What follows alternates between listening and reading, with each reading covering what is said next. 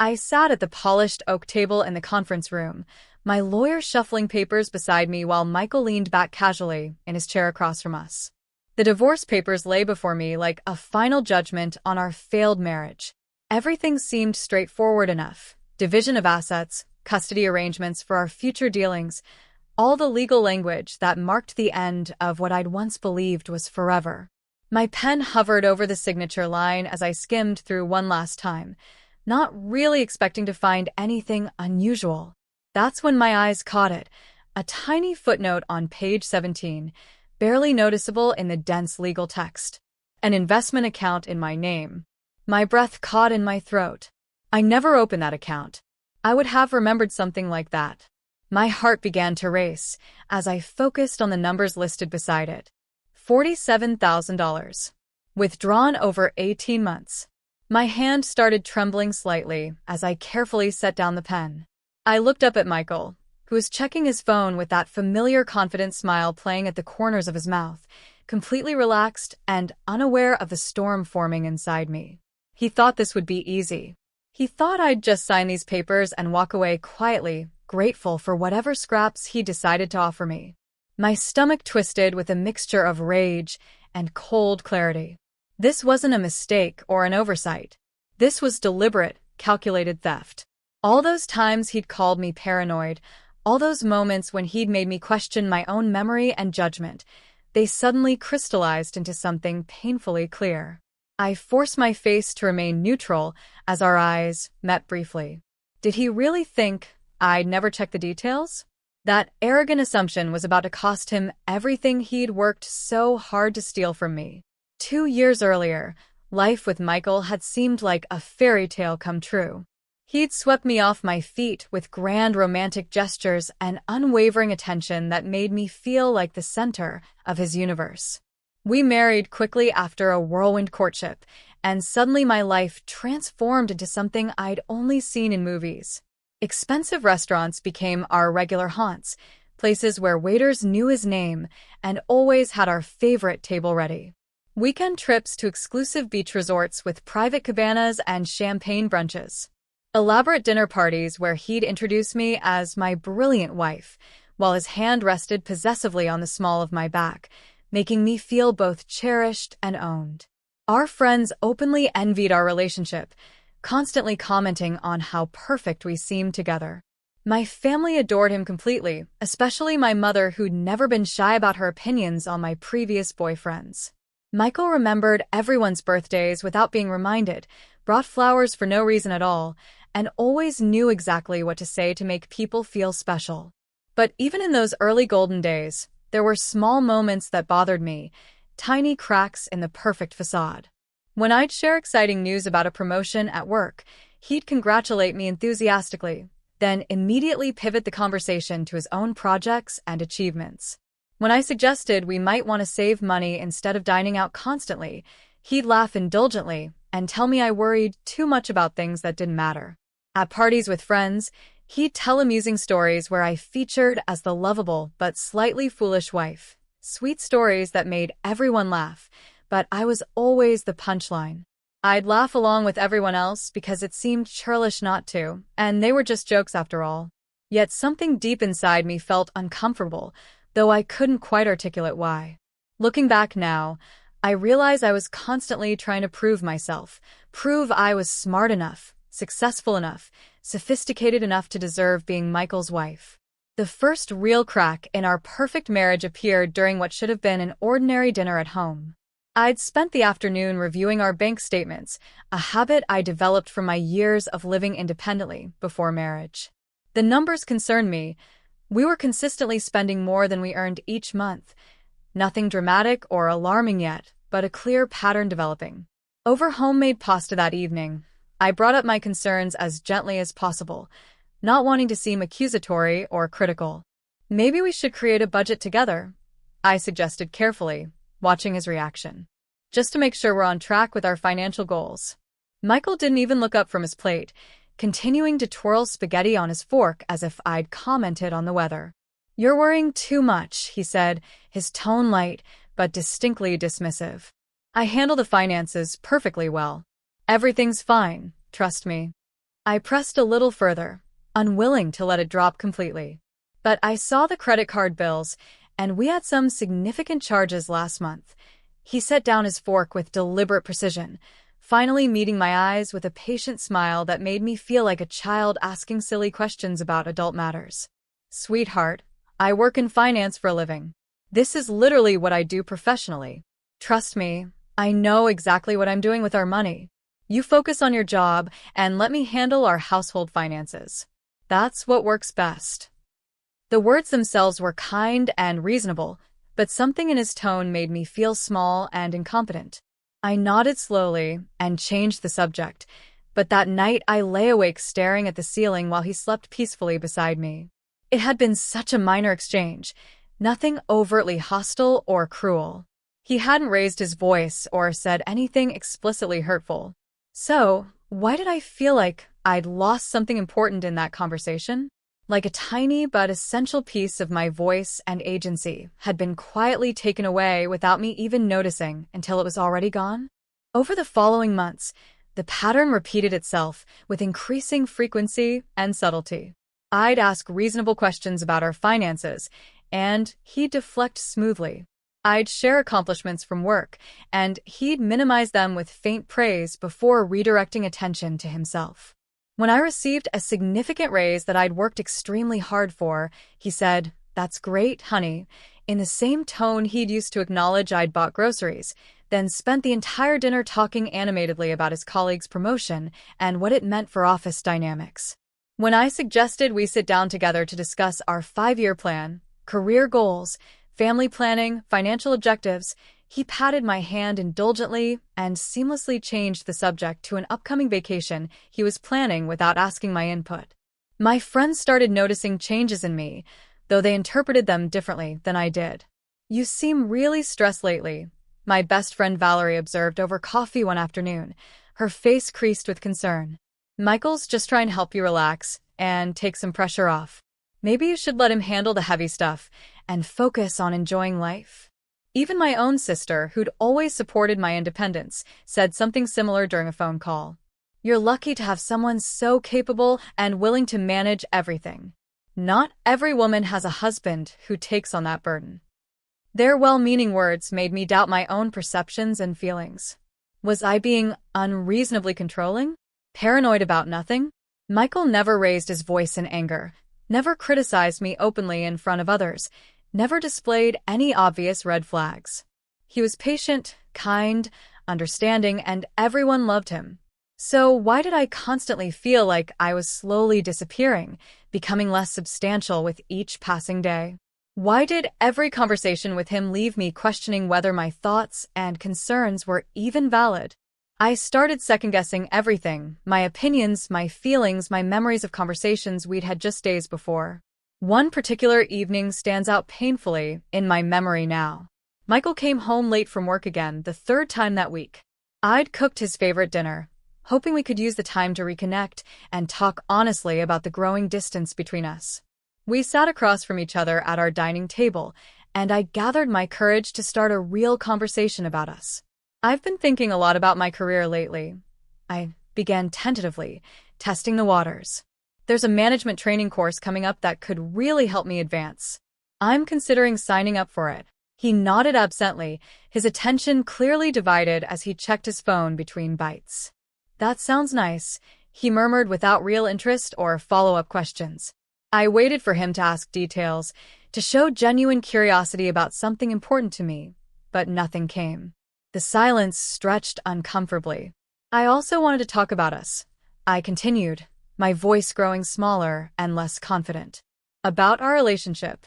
I feel like we don't really connect anymore, like we're living parallel lives instead of sharing one." He looked up from his phone, genuine surprise registering on his face, as if this observation came completely out of nowhere. "What are you talking about?" "We're absolutely fine. You're just stressed from work, that's all. You're overthinking things again." I tried to explain the specific ways I felt disconnected, the emotional distance that seemed to grow wider each day, but he kept skillfully turning every point around. "I think you're creating problems where none exist. Maybe you need to find better ways to manage your stress. Have you considered taking up yoga or meditation or something? By the end of that dinner, I felt foolish and dramatic for bringing it up at all. He wasn't mean about any of it. He wasn't angry or defensive. He just made everything I said sound trivial and manufactured, like I was inventing problems to get attention. That night, lying beside him in the darkness listening to his steady breathing, I felt more profoundly alone than I'd ever felt in my entire life, even more alone than I'd been before we met. 3 months later, I noticed something odd while reviewing our joint checking account online. A transfer of $2,000, labeled simply investment opportunity in the transaction notes. I stared at the entry, racking my brain for any memory of discussing this investment with Michael. Nothing came to mind. I checked the previous month's statements. Another transfer, this time $1,500, with the same vague label. My pulse quickened as I scrolled backward through more statements, my fingers trembling slightly on the mouse. Small amounts, never large enough to trigger immediate alarm, but consistent and deliberate. All marked as investments I'd never approved, never even heard mentioned.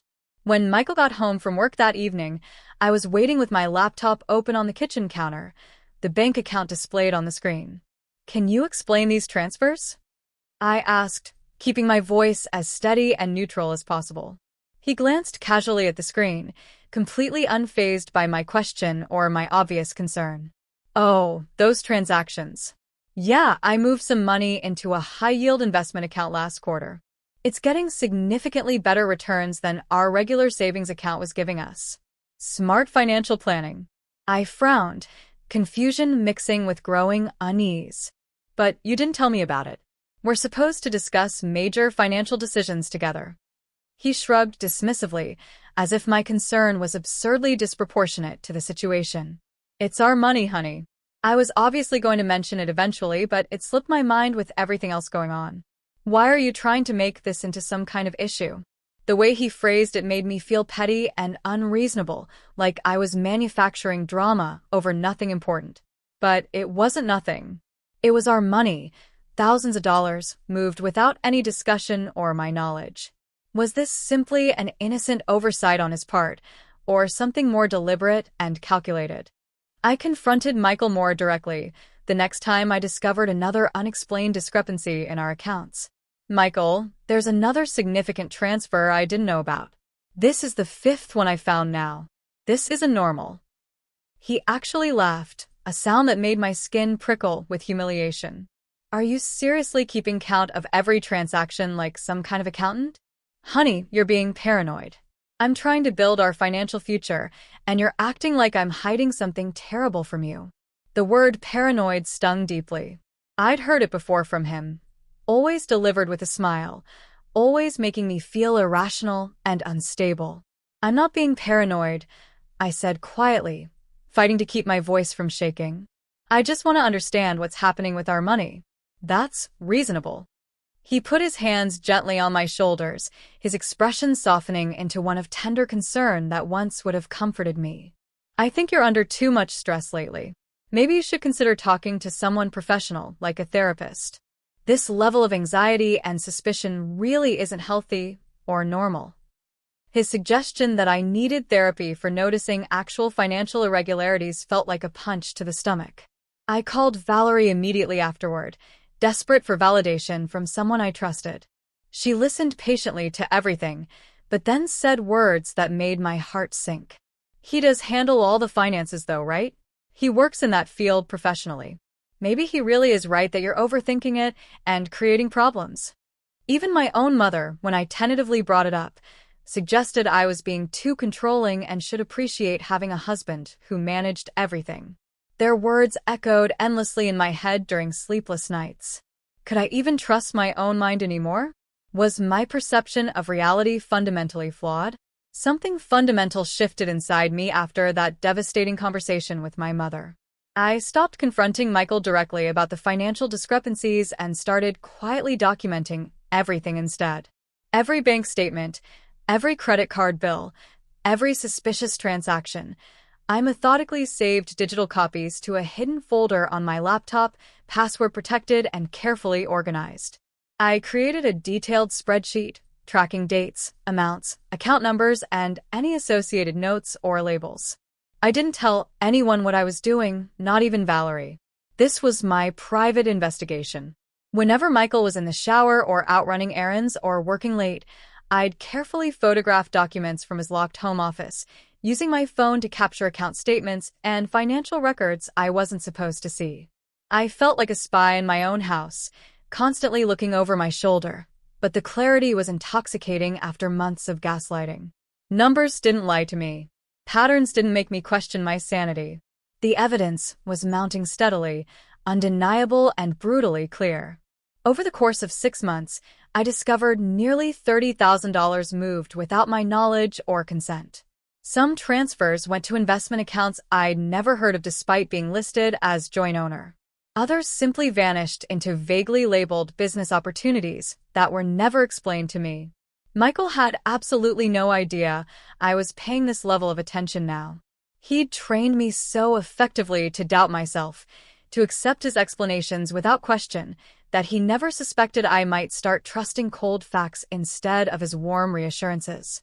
He continued his life normally, confident in his control, while I built my case in secret. I gained access to Michael's personal email account completely by accident.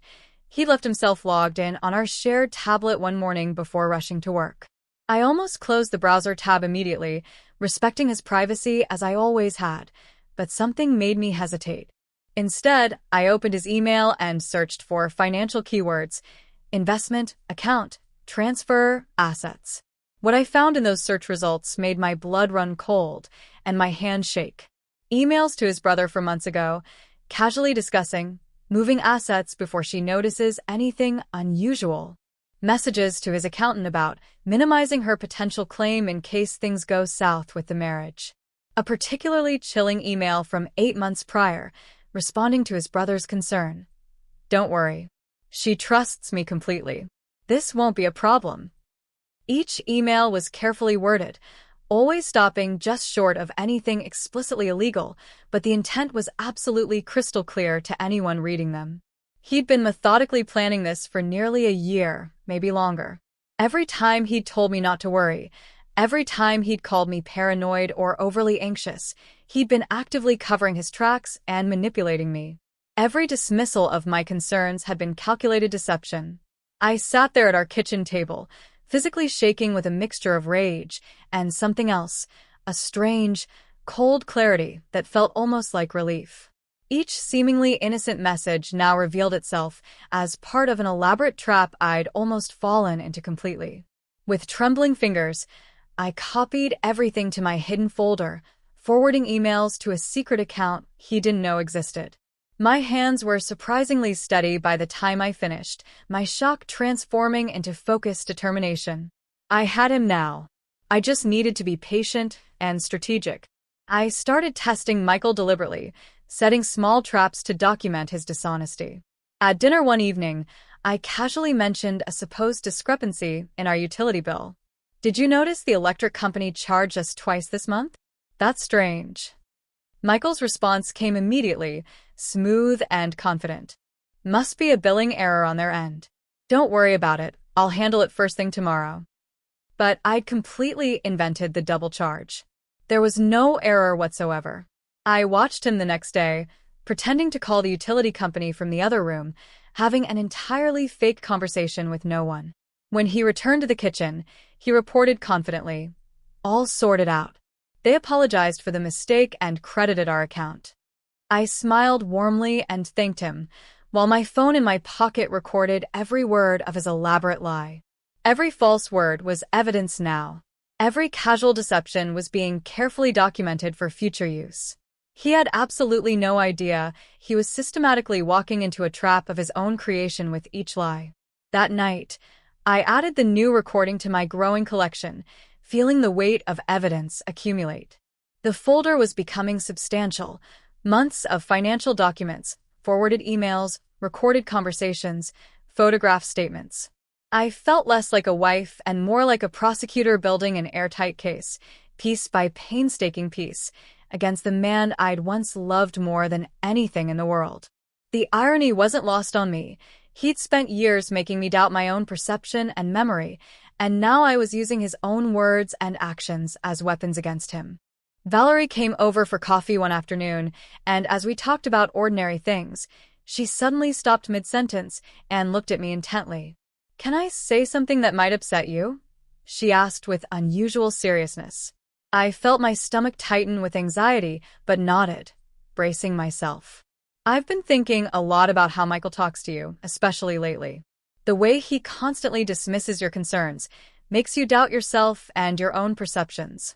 My ex-husband did exactly that before I finally left him. It took me too long to recognize it, but it's called gaslighting. It's a form of psychological abuse." The word hung heavy in the air between us. I'd heard the term before, seen it used in articles and social media posts, but I'd never once applied it to my own marriage and life.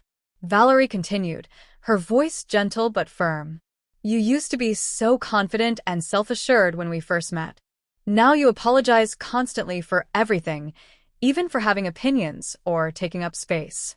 That's not who you really are. That's what he's systematically made you become." Her words cracked something fundamental open inside me. Shame flooded through me first.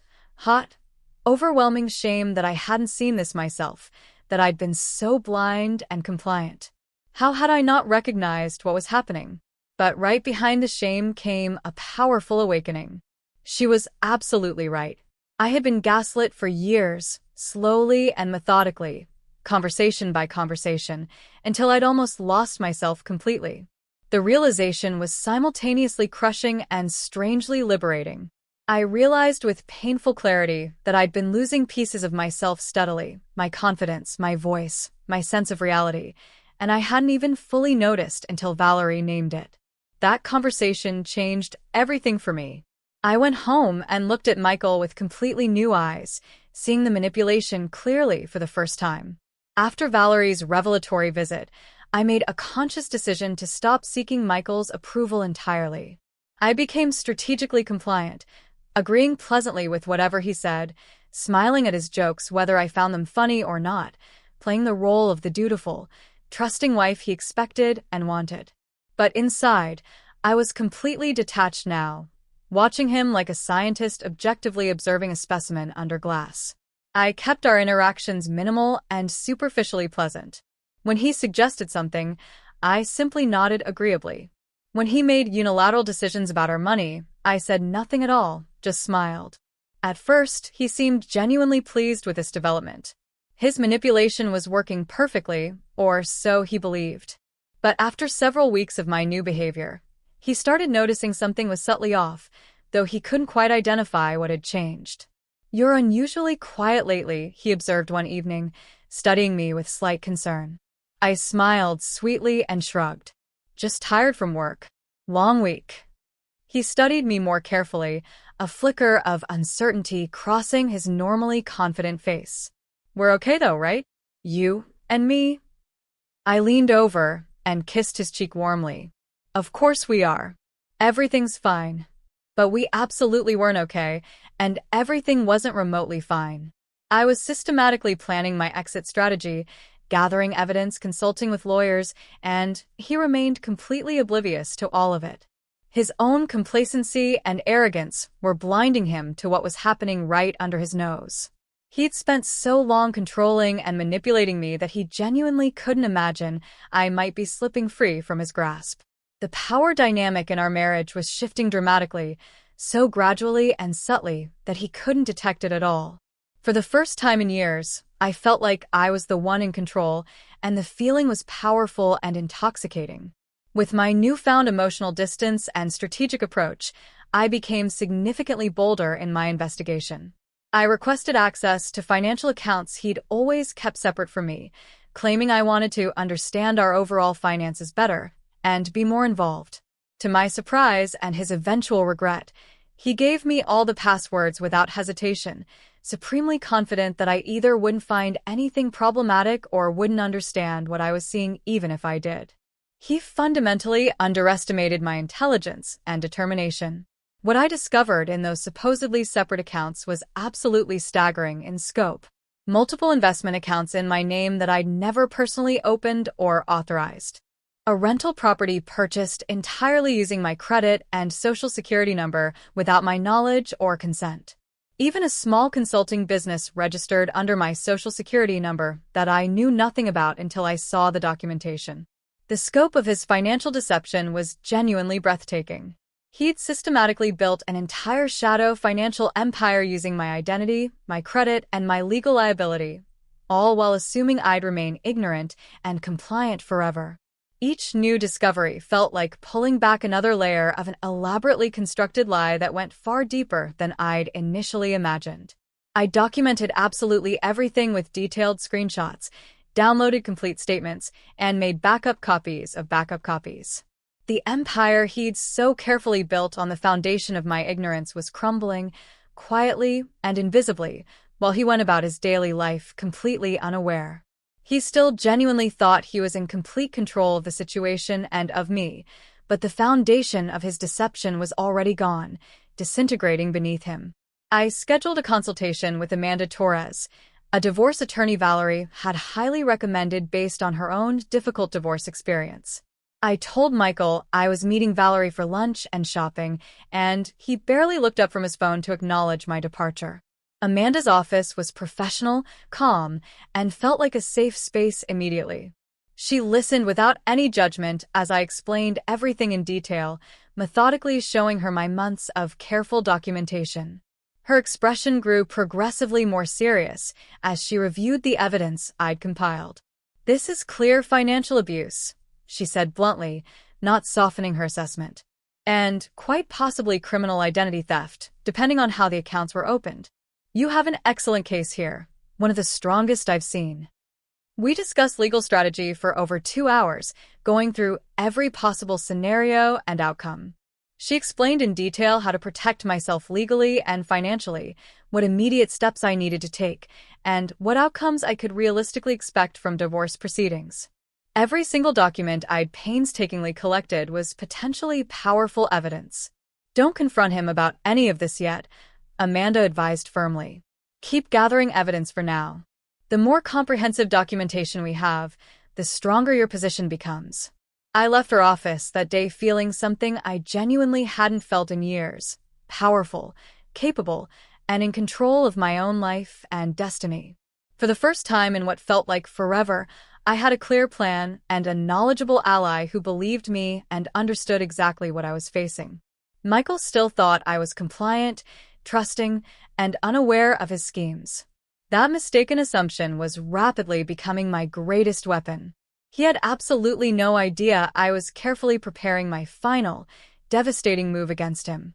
Over the following month, I became absolutely meticulous in my evidence gathering.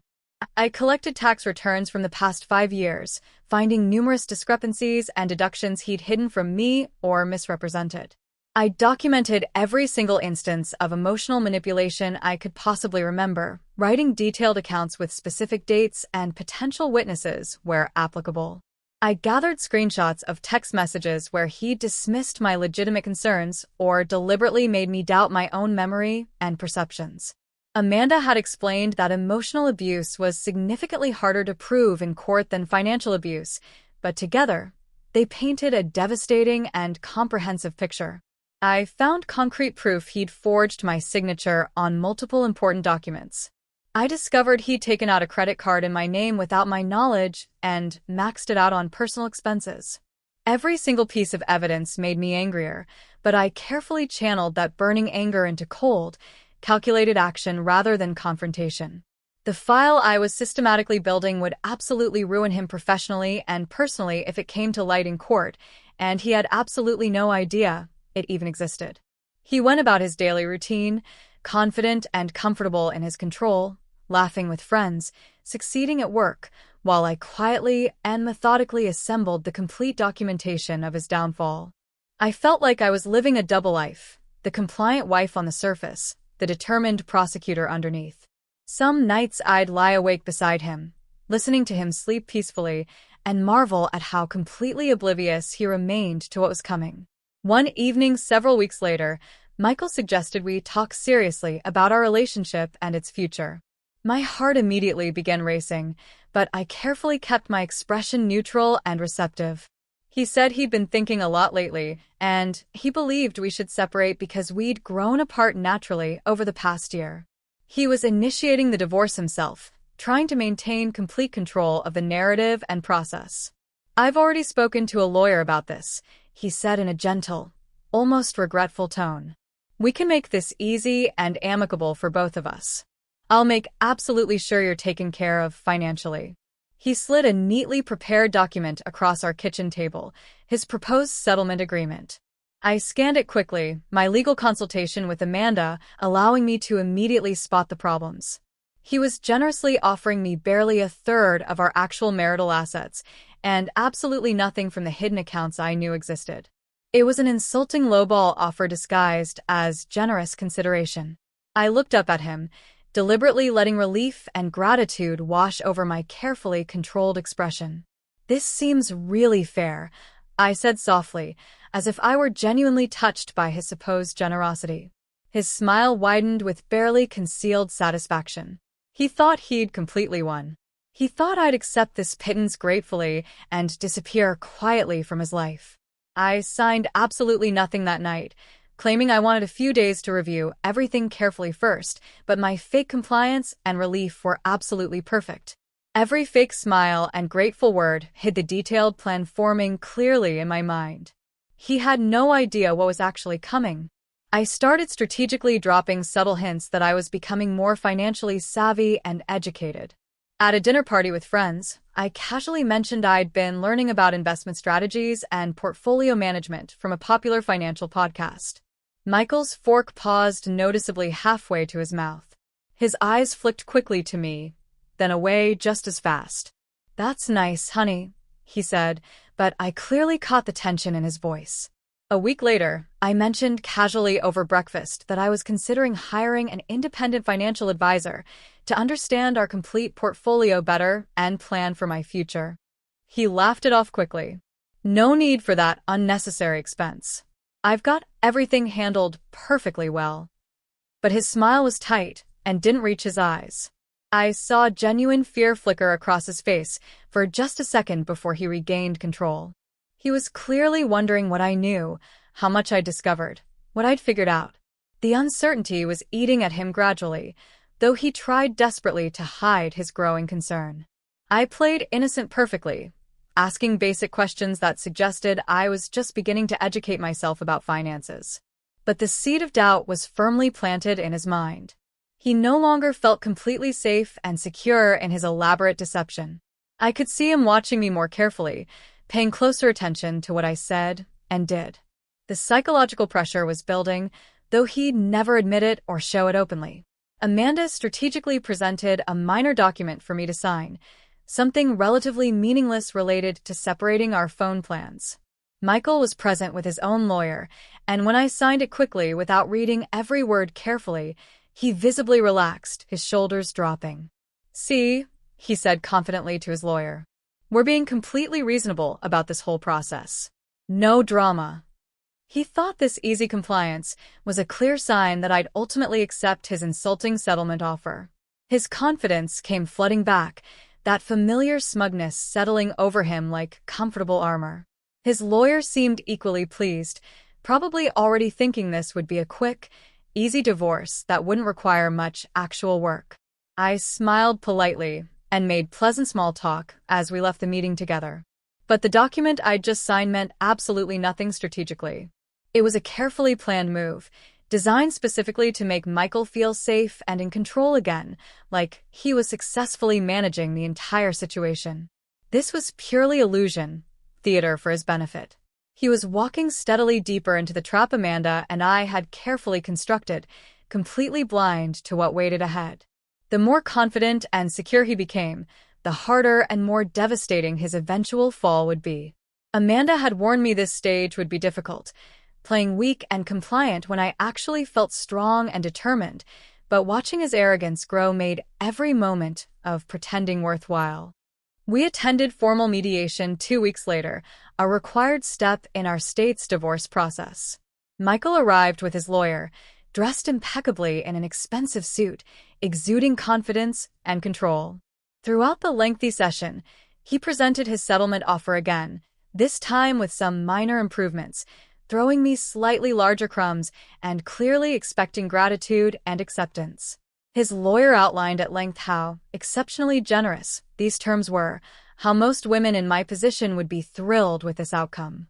I sat quietly throughout, occasionally asking innocent questions that made me seem overwhelmed and uncertain about legal complexities. I could see Michael suppressing a satisfied smile. He thought I was crumbling under the pressure and complexity. His lawyer probably reported back afterward that I'd be easy to handle and would likely accept their terms. In the parking lot after the session, Michael actually touched my shoulder with what seemed like genuine sympathy. "I know this whole process is hard on you," he said kindly, "but we're almost through it now. Soon we can both move on with our lives." I nodded, looking appropriately vulnerable and grateful for his understanding. Inside, I was actually laughing at the absurdity of his complete misreading of the situation. I let him fully feel the comfortable illusion of victory and control. He was falling for the performance completely and utterly. Amanda had warned me this stage would be psychologically difficult, playing weak and confused when I felt strong and clear, but watching his arrogance and overconfidence grow made it absolutely worthwhile. He was walking blindly toward a cliff edge, and I was about to push him over. I started carefully and strategically revealing small pieces of truth to select friends in our social circle. At a dinner party, I mentioned to Valerie, deliberately within earshot of several mutual acquaintances, that I'd discovered some really confusing financial discrepancies during the divorce process. I didn't elaborate or provide details, just let the vague statement hang heavily in the air. Within just a few days, the whispers started circulating through our friend group. People began asking Michael subtle, probing questions, looking at him with new curiosity and skepticism. His carefully maintained perfect image was beginning to wobble noticeably. Another friend asked him directly about those investment accounts Valerie mentioned the other day. He brushed it off smoothly, laughing, but I clearly saw the panic flash in his eyes. The first public cracks in his reputation were appearing, and he couldn't simply charm them away. His armor of charisma and likability was developing visible fissures. He couldn't control the social narrative as easily as he'd controlled me for years. People who'd once envied our seemingly perfect marriage were now genuinely wondering what else might be hidden beneath the polished surface. Michael tried desperately to do damage control, but each attempt only made him seem more defensive and suspicious. He couldn't simply hide behind charm and smooth talk anymore. The court of public opinion was beginning to turn against him, slowly but unmistakably. Amanda called me to schedule the final legal review and strategy session. "Everything's ready," she said, and I could hear the confidence in her voice. "Every hidden account, every forged signature, every fraudulent transaction, it's all thoroughly documented and verified by experts." We'd built an absolutely airtight case over months of meticulous, patient work.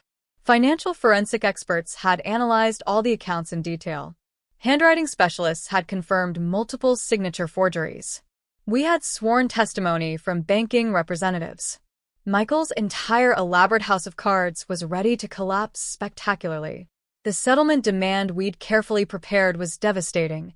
Full asset disclosure, complete return of all fraudulently obtained funds, and public exposure of his systematic financial abuse. Amanda had even found concrete evidence he'd violated several specific laws, though we'd strategically decided to use that as powerful leverage rather than pursue actual criminal charges. "Are you ready for this?" she asked seriously. I thought about all the times he'd made me doubt my own sanity, all the gaslighting and manipulation, all the nights I'd lain awake questioning my own perception of reality. "I'm absolutely ready," I said firmly. Michael still assumed I'd eventually forgive everything or simply overlook his deception to avoid conflict. It was exactly what I needed him to think until the very last moment.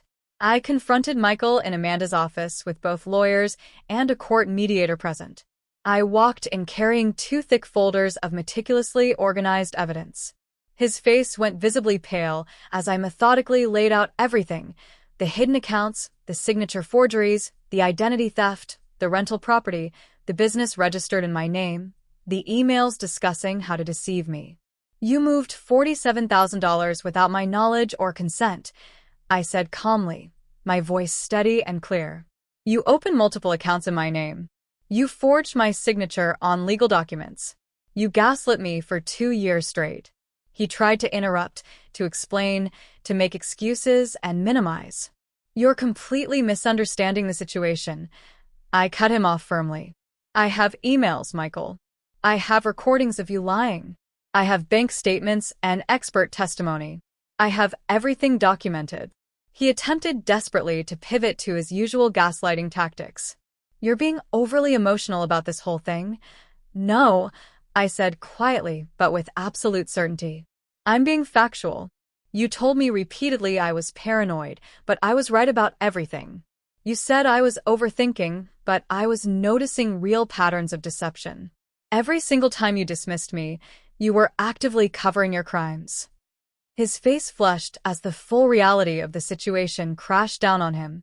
His attempts to manipulate me failed spectacularly in front of witnesses. The mediator took detailed notes. His own lawyer looked uncomfortable. He finally realized too late that I'd known absolutely everything for months, that I'd been quietly building this case while he thought he was in complete control. Amanda presented our comprehensive settlement demand with clinical precision. Michael would immediately return every single penny he'd moved or stolen, including the $47,000 from the footnoted account that had started this whole investigation. He'd remove my name from all fraudulent accounts and take full legal responsibility for all debts created without my consent. We'd split remaining legitimate marital assets exactly 50-50, no negotiation.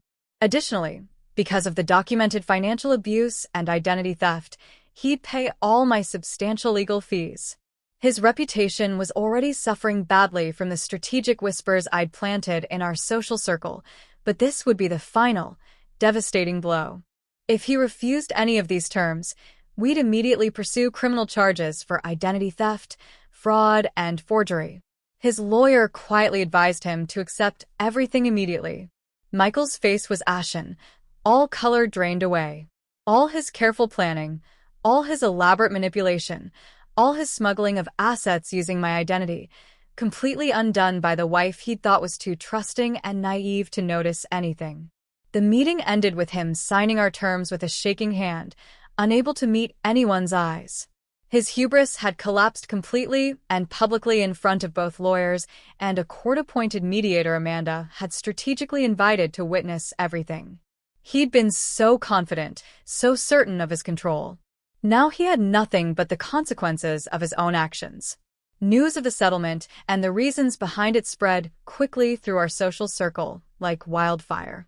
Friends who'd attended our beautiful wedding now actively avoided Michael's calls and texts. His colleagues at work learned about the financial abuse and identity theft. Amanda had strategically shared relevant information with his firm's HR department regarding the forged legal documents and fraudulent accounts. While they couldn't terminate him simply for personal matters, the revelation damaged his professional credibility irreparably. Several important clients specifically requested different account managers. His brother stopped speaking to him entirely after learning he'd been complicit in hiding assets and deceiving me. Even his parents expressed deep disappointment, something Michael genuinely couldn't bear. He'd built his entire identity and self-worth on being successful, charming, and in complete control. Now, everyone saw the manipulation and deception beneath the polished surface. I watched from a distance as his carefully constructed world crumbled around him, feeling neither pity nor satisfaction, just profound peace. He tried systematically to destroy my sense of reality and steal my financial security. Instead, he destroyed his own reputation and lost everything he'd worked to build. He was left entirely dependent on the image he'd so carefully cultivated, but I was gone, and that image was completely shattered beyond repair.